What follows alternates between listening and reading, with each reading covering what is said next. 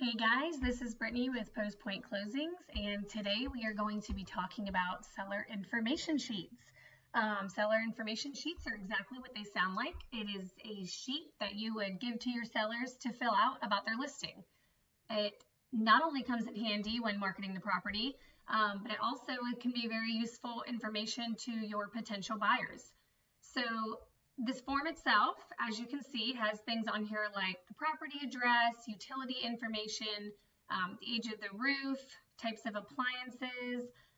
Down here you'll see we have a list of upgrades that are made to the home.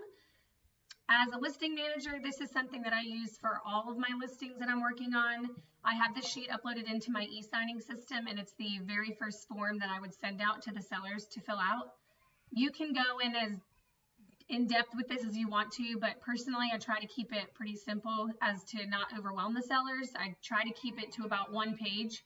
If you're an agent who has not made the jump into using a listing manager yet, you could take this form to your listing appointment and fill it out as you're talking with the seller, or you could even fill it out along with them.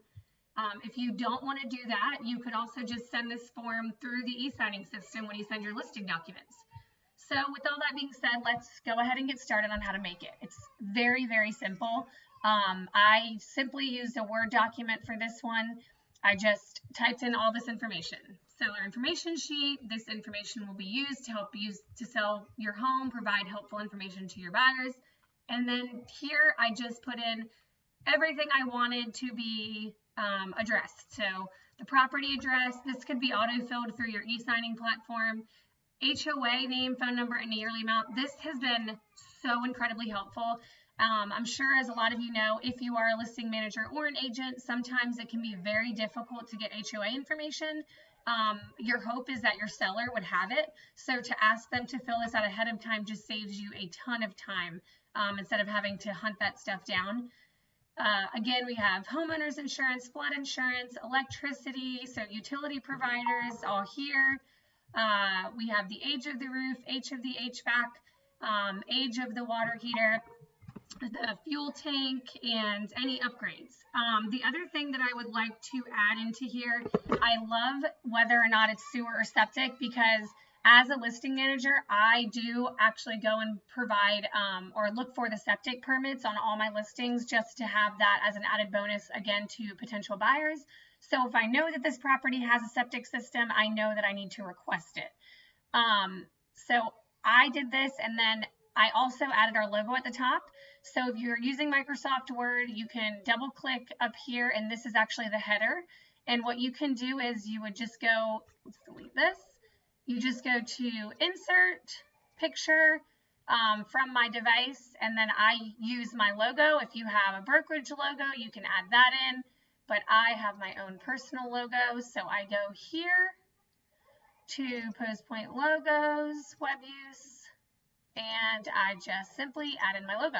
I resized it, so I made it quite a bit smaller. Continue to make smaller.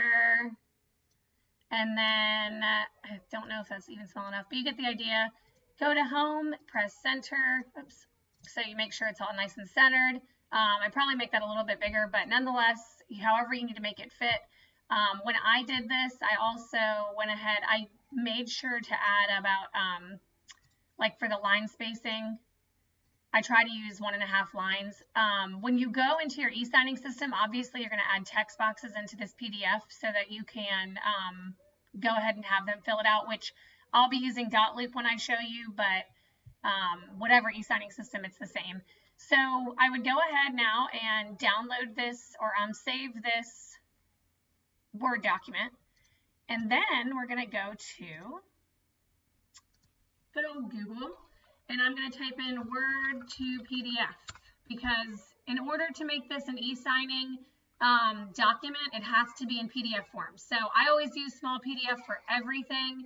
So I'm going to simply choose my file. And we know that this one was, where is this one? Additional documents. Nope, this is not it. Let's see.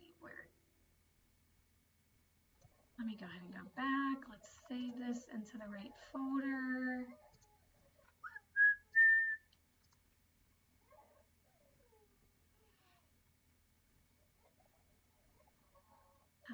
to go to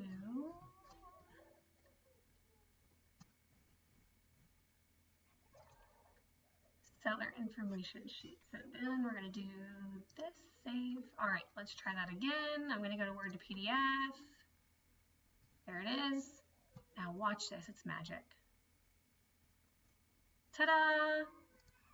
Now you have a beautiful PDF. We're going to press download, save to device, and you have a PDF of your seller information sheet.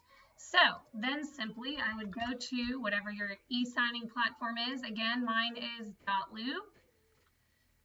I'm going to choose one of my agents, and then I'm just going to choose one of her random properties. Obviously, you would create whatever one for your property. This is not a listing, but we will add the document here. Downloads, we have our seller information sheet. And then you can simply, again, this is through .loop, but rename it to 123 ABC Street Seller Information Sheet. We are going to click it, and then again using .loop, but we're going to add text boxes. And then as soon as you add all of these text boxes, you can even assign them to your seller.